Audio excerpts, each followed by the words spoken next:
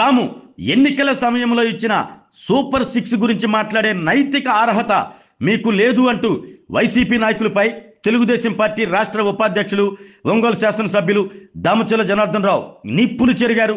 రాష్ట్రంలో సుపరిపాలన ఏర్పడి ఏడాది పూర్తయిన సందర్భంగా జనసేన జిల్లా అధ్యక్షులు షేక్ రియాజ్, బీజేపీ అధ్యక్షులు శ్రీనివాసరావుతో కలిసి టీడీపీ కార్యాలయంలో ఏర్పాటు చేసిన మీడియా సమావేశంలో ఎమ్మెల్యే దామచల జనార్దన్ రావు మాట్లాడుతూ సూపర్ 6లో భాగంగా ఎన్టీఆర్ సామాజిక భద్రత పింఛన్లు, తల్లికి వందనం, అన్నా క్యాంటీన్ల నిర్వహణ, దీపం పథకాలను అమలు చేస్తున్నామని, ఆగస్టులో మహిళలకు ఉచిత బస్సు ప్రయాణం, అన్నదాత సుఖీభవ, నిరుద్యోగ భృతి అమలు చేసేందుకు ముఖ్యమంత్రి చంద్రబాబు నేతృత్వంలోని కూటమి ప్రభుత్వం కసరత్తు చేస్తుందన్నారు. గత వైసీపీ ప్రభుత్వం నవరత్నాల పేరుతో ప్రజలను మోసగించిందంటూ ఎమ్మెల్యే దామచర్ల ధ్వజమెత్తారు. మద్యపాన నిషేధం అమలు చేస్తామంటూ చెప్పి చీపు లిక్కర్ అమ్మి ఎంతో మంది ప్రాణాలు తీశారు అంటూ మండిపడ్డారు. తమ ప్రభుత్వం వచ్చిన తర్వాత తప్పులు చేసిన వారిని అరెస్టు చేస్తుంటే వైసీపీ నాయకులు నానాయాగి చేస్తున్నారు అంటూ విమర్శించారు. మీ ప్రభుత్వ హయాంలో తమ నాయకులను అక్రమంగా అరెస్టు చేస్తుంటే అప్పుడు మీరంతా ఏం చేశారు అంటూ ప్రశ్నించారు. కడప రౌడీజంతో రాష్ట్రంలో శాంతి భద్రతలకు విఘాతం కలిగిస్తున్నారు అంటూ ఎమ్మెల్యే దామచల జనార్దన్ రావు ధ్వజమెత్తారు. 2019-24లో మన రాష్ట్రంలోకి వచ్చేసి 158,547 మంది మీద కేసులు పెట్టారు. కేసులు పెట్టి ఇబ్బందులు పెట్టారు. అవన్నీ ఇప్పుడు ఈ నాగేశ్వరరావు గారికి తెలియదా అని అడుగుతున్నా నేను. అంటే మీరు ఉండేటప్పుడు ఇవన్నీ గుర్తు రాలేదా అని అడుగుతున్నా. ఈరోజు తప్పు చేసిన వాళ్ళు, లేకపోతే ఆయన ఎవరు చేవిరెడ్డి భాస్కర్ రెడ్డిని అరెస్ట్ చేశాకే నీకు అంత బాధేస్తుంది. చేవిరెడ్డిని లిక్కర్ కేసులో అతను క్లియర్గా ఎవిడెన్స్ తోటి దొరికాడు. అతను వాళ్ళ గన్మ్యానే చెప్పాడు మొత్తం. ఏ కారులో మేము తీసి పంపించాము డబ్బులు ఈ షాపుల నుంచి, ఏ కారులో ఎటిల్లిని అని కూడా చెప్పారు. టోల్ గేట్లో కూడా ట్రేస్ చేశారు. ఆ నెంబర్లన్నీ కూడా ట్రేస్ చేసి అది ఈడీకి పంపించారు. అంటే మీరు తప్పులు చేసి మీ ఇష్టారాజ్యంగా దోచుకొని రాష్ట్రాన్ని గబ్బు చేసి ఈరోజు అరెస్ట్ చేయగానే కక్ష సాధింపులు, లేకపోతే రెడ్ బుక్ ఇవన్నీ మాట్లాడతారా? అంటే ఆ రోజు తెలియదా అసెంబ్లీలో ఉండి వాళ్ళు ఏ విధంగా మాట్లాడారో? ఇంట్లో ఆడవాళ్ళ గురించి ఎవరన్నా మాట్లాడతారండి? ఆడవాళ్ళు పిల్లల గురించి మాట్లాడాల్సిన అవసరం ఉందా వీళ్ళకి? ఆ మాత్రం ఆ రోజు ఉండే పరిస్థితుల్లో ఆ ముఖ్యమంత్రికి నవ్వుకుంటా కూర్చున్నాడే, ఆ మాత్రం సిగ్గు లేదా? ఆ రోజు సిగ్గు, ఆ రోజు ఆ మాత్రం మనం మాట్లాడచ్చా? మనకి ఇంట్లో ఆడవాళ్ళు ఉన్నారు, పిల్లలు ఉన్నారు అనేది ఆ జ్ఞానం ఉందా? అప్పుడప్పుడు 3 సార్లు ముఖ్యమంత్రి చేశాడు. 3 సార్లు ముఖ్యమంత్రిగా చేసి రాష్ట్రాన్ని ఏ విధంగా చేసే అతను అనుభవం ఉన్న వ్యక్తి. అలాంటి అతను ఇంట్లో ఆడవాళ్ళ గురించి మాట్లాడేసి అతను కన్నీళ్ళు పెట్టుకునే అంత పరిస్థితి తీసుకొచ్చారే, ఆ మాత్రం బుద్ధి లేదా? ఆ రోజు మాట్లాడేటప్పుడు తెలవదా? ఇప్పుడు కట్టగట్టుకొని ఈరోజు ఏమైనాయి మీ ఆ సూపర్ 6లో ఏమైనాయి? అన్యాయంగా కేసులు పెడుతున్నారు, రెడ్ బుక్ అని మాట్లాడతారే. కొంచెమన్నా మానవత్వం ఉండాలి. మొన్న ఒక అతను అంటున్నాడు, ఎమ్మెల్యే, వాళ్ళ ఎమ్మెల్యే ఎక్స్ ఎమ్మెల్యేనే ఇంటికి వెళ్తే ఆడవాళ్ళు కూడా తిట్టేవాళ్ళంట, వాళ్ళ ఇంట్లో వాళ్ళ భార్యలు కూడా. మీరు అసెంబ్లీకి వెళ్తుంది ఈ మాట్లాడుకోవటానిక, ఇంట్లో ఆడవాళ్ళ గురించి మాట్లాడుకోవటానిక అని చెప్పి ఆయన కూడా ఓపెన్ అయ్యి మాట్లాడటం కూడా చూసాం మేము. అంటే సంస్కారం లేకుండా మీ ఇష్టారాజ్యంగా 150 ఎకరు వచ్చిందని చెప్పేసి ఆ గర్వంతో కడప రాజకీయాలు, కడప రౌడీజాలు చేసుకుంటా అతను ఏం చెప్తాడో, ఆయన ఏం స్క్రిప్ట్ ఇస్తాడో మాట్లాడిన వాళ్ళందరూ కూడా గతి ఏమైందనేది కూడా మనం ఒక్కళ్ళొక్కరిని చూస్తున్నాం. మాట్లాడింది కానీ వాళ్ళు చేసిన పనులు కూడా ఇప్పుడు కూడా ఏదైనా కూడా వితౌట్ ఎవిడెన్స్ లేకుండా వాళ్ళకి నోటీస్ ఇవ్వకుండా ఎక్కడన్నా చేశారో అనేది కూడా వీళ్ళు చెప్పాలి. మాట్లాడేవాళ్ళు వాళ్ళకందరికీ నోటీసులు ఇస్తున్నారు, పిలుస్తున్నారు, మాట్లాడుతున్నారు. చెప్పిన ఎవిడెన్స్ ప్రకారంగా వాళ్ళని అరెస్ట్ చేస్తున్నారు చేసిన వాళ్ళని. ఆ రోజు ముఖ్యమంత్రి గారిని కర్నూలులో ఉండేటప్పుడు వీళ్ళకి ఏమైనా నోటీస్ ఇచ్చారా? అంత వయసులో పెద్ద ఆయనకి మీరు ఆ మాత్రం ఆ రోజు నోటీస్ ఇచ్చేసి ముందు దీని మీద అరెస్ట్ చేస్తున్నాం దీని మీద అనేది ఏమైనా చెప్పారా? అర్ధరాత్రి కూడా పనుకోన్న అతను బస్సులు తలుపులు కొట్టేసి పోలీసు వాళ్ళని పంపించేసి నీ అధికారం ఉందని అని చెప్పేసి నువ్వు చేసేవే ఆ రోజు గుర్తు రాలేదా అని అడుగుతున్నా. ఈ వెంకట నాగేశ్వరరావు నిన్న వచ్చి తెగ మాట్లాడుతున్నారు వీళ్ళు.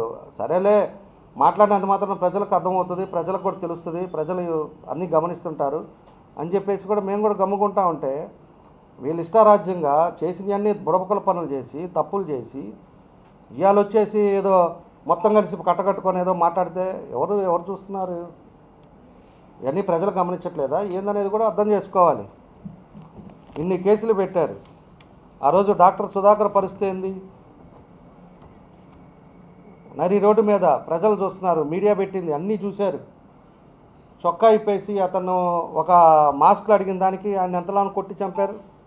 ఏం జనాలు చూడలేదా? ఆ తర్వాత డ్రైవరు సుబ్రహ్మణ్యాన్ని ఆ వైసీపీ ఎమ్మెల్యే అనంతబాబు వచ్చేసి చంపేసి డోర్ డెలివరీ ఇవ్వలేదా? ఆ తర్వాత కరుణాకర్ కావల్లో ఒక దళితుని ఆ రోజు కూడా కొట్టి చంపేశారు. అది జరగలేదా అప్పుడు? ఇవన్నీ కూడా చూసుకోవాలి. అప్పుడు మేజిస్ట్రేట్ రామకృష్ణపై దాడి చేశారు. ఇవన్నీ కూడా అప్పుడు ఉండే టైంలో ఎన్ని చేశారు అనేది కూడా ఒకసారి మాట్లాడేటప్పుడు మనం ఏం చేసామా, మనం చేసిన పొరపాట్లు ఏంటి అనేది కూడా చూసుకోవాలి. ఇప్పుడు ఏదైనా పొరపాటు జరిగినప్పుడు దాని మీద రిఫ్లెక్ట్ అయ్యేటట్టుగా మాట్లాడాలి. తప్పులేదు. ఏదైనా తప్పు జరిగితే ఇదిగో మీరు ఇలా చేస్తున్నారు, ఇలాగ దీనివల్ల ఇది అవుతుందని చెప్పాలి.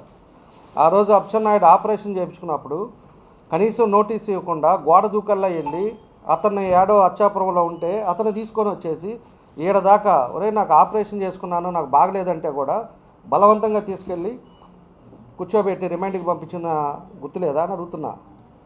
అంటే అతనేమో ఇంట్లో నుంచి బయటికి రాకుండా ఎక్కడెక్కడ సంపాదనలు ఉన్నాయి, లిక్కర్లో ఏం వస్తుంది, ఎక్కడెక్కడ డబ్బులు మొత్తం కూడా అక్కడే చేసి ఆయన డబ్బుల వ్యవహారాలు చూసుకుంటా ఎవడెవరిని అరెస్ట్ చేయాలో దాన్ని కంకణం కట్టుకొని, అంటే వీళ్ళే శాశ్వతం అనుకున్నారు. మళ్ళా కూడా ప్రభుత్వం వీళ్ళదే వస్తుంది, మేమే ఉంటాము, మేమే చేస్తాం అనుకున్నారు. దానివల్ల ఈరోజు ఒక్కొక్కటి పరిస్థితులు చూసే లోపలికి ఎక్కడికొక్కడ భయపడతా ఏం జరుగుద్దా, రేపు ఎవరు అరెస్ట్ అవుతామా, మనం చేసిన పొరపాట్లు ఏంటి అనేది గుర్తించుకుంటా ఉన్నారు. కొల్లు రవీంద్రాన్ని అరెస్ట్ చేసినప్పుడు తెలియదా?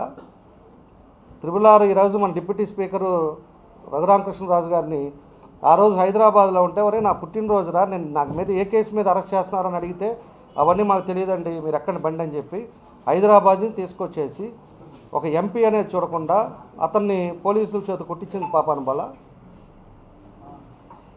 ఇవన్నీ ఎవరికి తెలియదు. ఇవన్నీ కూడా ఒకసారి గుర్తించుకోవాల్సిన అవసరాలు ఉన్నాయి. దూలిపాల నరేంద్రాన్ని చేశారు, అయ్యన్న పాత్రుడిది ఆ ఇంటిది ఇంత కార్పొరేషన్లో ఇంత ఉందంట మున్సిపాలిటీలో, దాన్ని కావాలని పెట్టి జేసీబీ పెట్టి పగలగొట్టి ఎవడో కంప్లైంట్ ఇచ్చాడని చెప్పేసి అతన్ని ఆ టైంలో తీసుకెళ్ళి అతను కూడా అరెస్ట్ చేసిన పాపాను బాల అయ్యన్న పాత్రుడిని. తర్వాత జేసీ ప్రభాకర్ రెడ్డిని చేశారు, బీటెక్ రవిని చేశారు. అంటే వీళ్ళందరూ మనుషులు కాదనమాట. ఏదంటే అది వేగ్గా మాట్లాడుకోవటం. చింతమనేని ప్రభాకర్ని చేశారు, పట్టాభి ఇంటి మీద పడి దాడి చేసి ప్రెస్లో మాట్లాడుతున్నాను ఉద్దేశంతో పట్టాభి ఇంటి మీద కారు అంతా పగలగొట్టి ఇంట్లోకి పోయి ఇంట్లో వాళ్ళంతా కూడా గబగబు చేసి దాన్ని అంతా కూడా చేశారు అతన్ని. అప్పుడు అన్యాయంగా చేశారు అవన్నీ కూడా. వాళ్ళు చేసిన దుర్మార్గాలకి, వాళ్ళు చేసిన పనులకే ఇవన్నీ చూసిన తర్వాతే మనం కూడా ఏంటంటే ప్రభుత్వం వచ్చిన తర్వాత ఒక చట్ట ప్రకారంగా, ఒక పద్ధతి ప్రకారంగా ఎవరైతే ఆ రోజులు చేశారో అవన్నీ చూసుకొని విత్ ఎవిడెన్స్ తోటి చేస్తున్నారు. కక్ష సాధింపు చేయాలి, ఎవడెవడు చేశాడు అనేది అన్ని రికార్డులు ఉన్నాయి. గవర్నమెంట్ వచ్చి సంవత్సరం పైన అయింది. సంవత్సరంలో 2వ నెలలోనే మొత్తాన్ని తీసుకెళ్ళి లోపలేసే పరిస్థితులు చేయొచ్చు. పోలీసులు ఇవాళ ఉన్నారు, అందరూ ఉన్నా కూడా చేయడానికి మాకు ఎంతసేపు పడుతుంది? ఒక 2 నెలల్లోనే చాలు మొత్తాన్ని కట్టకట్టుకొని ఎక్కడోన్న అక్కడ లోపలేసేసి మనం కూడా ఉతికేయచ్చు, ఎవరేం మాట్లాడలేరు. కానీ దానికి ఒక సిస్టమ్ ఉంటుంది, ఒక పద్ధతి ఉంటుంది. ఏమేం చేశారా ఏందా ఎవిడెన్స్ తీసుకొని మనం కూడా దాన్ని ఒక పద్ధతి ప్రకారంగా ఈరోజు ప్రభుత్వం చేస్తుంది కాబట్టి ఇవన్నీ కూడా జరుగుతున్నాయి. చెవిరెడ్డి భాస్కర్ రెడ్డిని 2 నెలల ముందు తీసుకెళ్లారా? ఇన్ని రోజులు ఎందుకు ఆగాల్సి వస్తుంది? నిన్నేదో ఒక పొద్దుల్లో కూడా స్టేషన్ మీదకి పోయి సిఐని ఎస్ఐని కూడా బెదిరిస్తాడు అతను. అంటే పాత రోజులు అనుకున్నాడు, ఇంకా లేకపోతే చంద్రగిరి అనుకున్నాడు, ఎట్టంటే అట్ట డబ్బులు ఇస్తే అవుద్ది, డబ్బులతోటే పని జరుగుద్దిలే అని చెప్పేసి అతను అనుకున్నారు. అతను ఇక్కడ ఫ్యాన్లు అమ్మటం, మోటార్లు అమ్మటం, కుక్కీలు అమ్మటం, ఏంది మిక్సీలో ఏంటి ఎలక్షన్కి వచ్చినప్పుడు నిలబడ్డప్పుడు ఇవన్నీ కూడా అమ్మి ఇంటింటికి కూడా అన్నీ కూడా చేశారు. అంటే డబ్బులు కొన్నిటికే పనిచేస్తుంది, అన్నిటికి కూడా పనిచేయవు. Character important. ఆ రోజు తీసుకొచ్చాడు, పెట్టారు, చేశారు. అక్కడైతే చేసిన పాపాలకు పోతాడని చెప్పి ఈరోజు ఆయన అరెస్ట్ చేసే లోపలికి వీళ్ళంతా ఏందో నిన్న వచ్చేసి మాట్లాడుతూ ఉంటే నిన్న చూశానే ప్రెస్ మీట్ పెట్టి ఏదేదో మాట్లాడుతూ ఉన్నారు. కాబట్టి ఇవన్నీ కూడా మంచిది కాదు. మన దగ్గర వచ్చే లోపల ఒంగోలులో 83 కేసులు పెట్టారు. ఇక్కడ ఉండే మీ అందరికి కూడా తెలియదు. 83 కేసులో రిమాండ్కి ఎంత పోయారో తెలియదు నీకు. మహిళలను కొట్టారు, తెలవదా మీకు? అదేమంటే మేము మాట్లాడారు, నేను ఏడ ఉంటున్నాను, మాట్లాడారు అంటే బాధ. నీ మీద, నీ కొడుకు మీద, నీ కోడల మీద మేము పెట్టేసి లోపల అరెస్ట్ చేసి ఉంటే నీకు తెలుస్తుందా బాధ అనేది?